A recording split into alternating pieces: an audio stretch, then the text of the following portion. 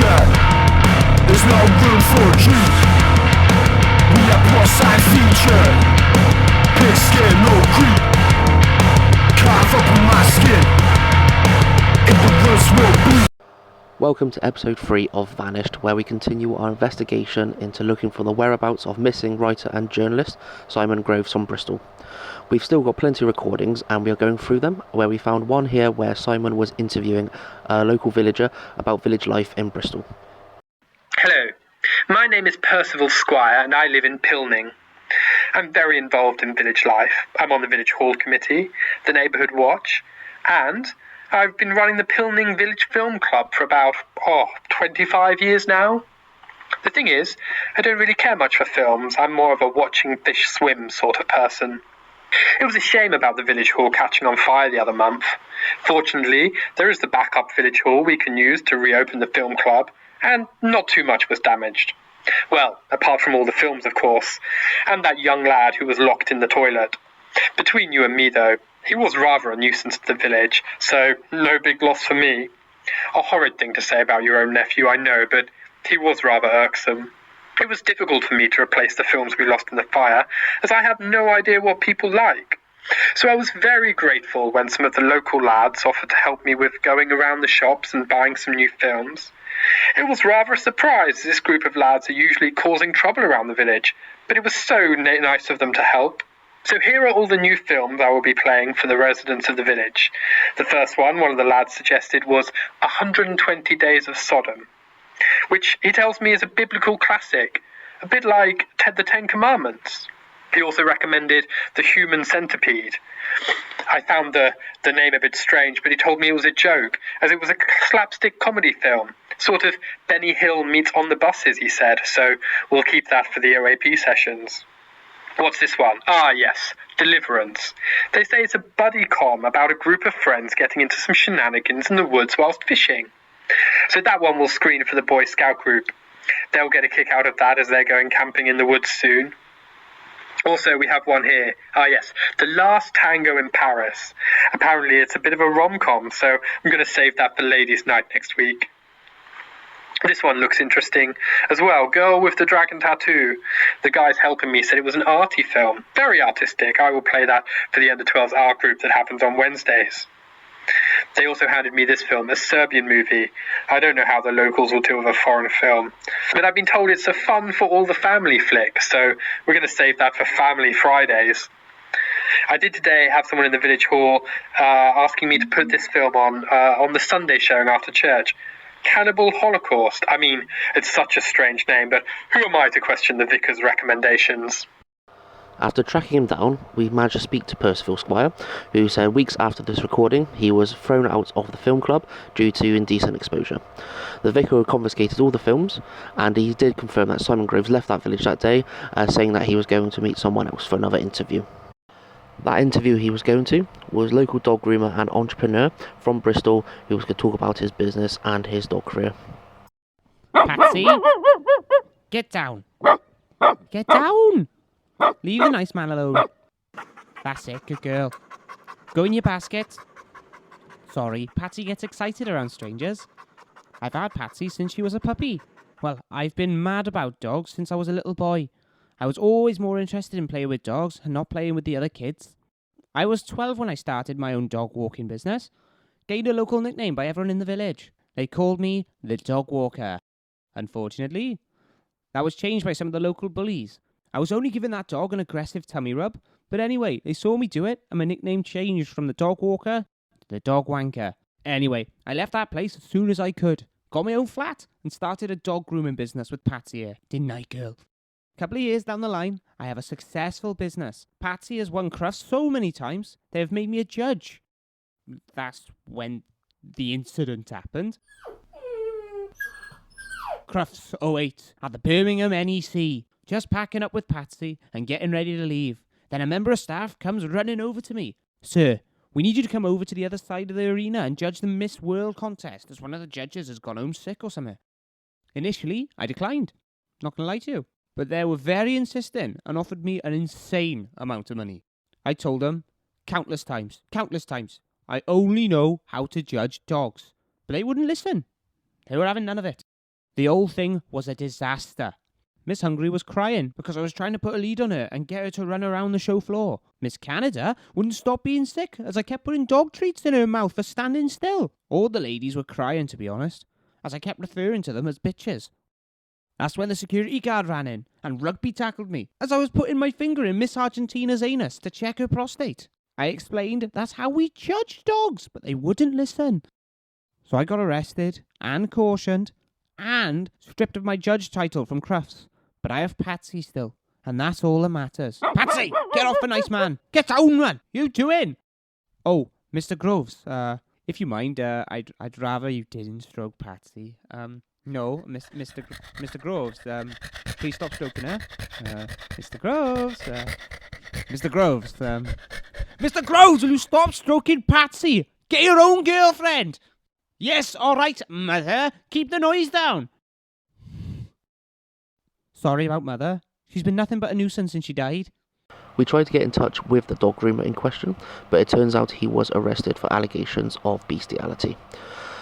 To continue our investigation, we are still reaching out to small businesses for the local area to fund us to carry on, and we were lucky enough to get another business to fund us, and here is a message from our sponsor.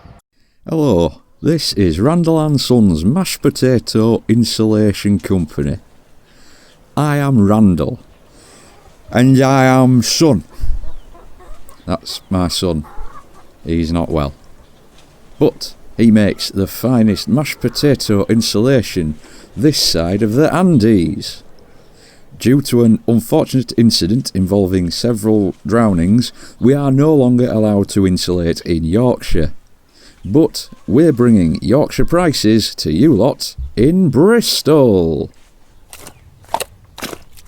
You will notice that our insulation is made out of lumpy mashed potatoes that include the skin. This is because the lumps and skin absorb and retain the warmth. Not like smooth mashed potatoes, like is used by those frauds at Smash Mash Limited, the lying bastards. Our mash is scientifically proven to keep your home 10 times warmer than fiberglass cladding. Just listen to this scientist for proof. Oh, I am a scientist and that is true.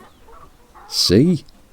And remember, Smash Mash smooth mashed potato will only result in the loss of heat. Oi, you try to burn my apples again, Randall? I am, and what of it? God, you bugger.